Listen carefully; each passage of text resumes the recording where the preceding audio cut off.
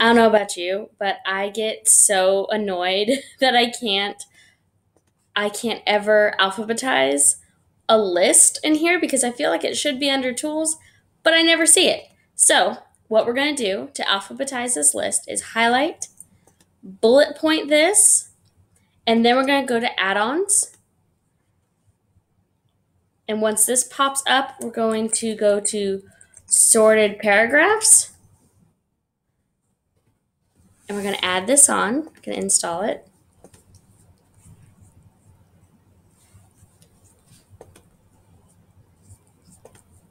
I'm going to allow that to add on. Then you'll see it up at the top. Okay, I have it on here now. So now, oops, I have that highlighted, add-ons, sorted paragraphs, sort A to Z. And now I have a sorted list. So I do this for my attendance, especially when everyone's made all the comments and I want to see exactly who's been here and who hasn't.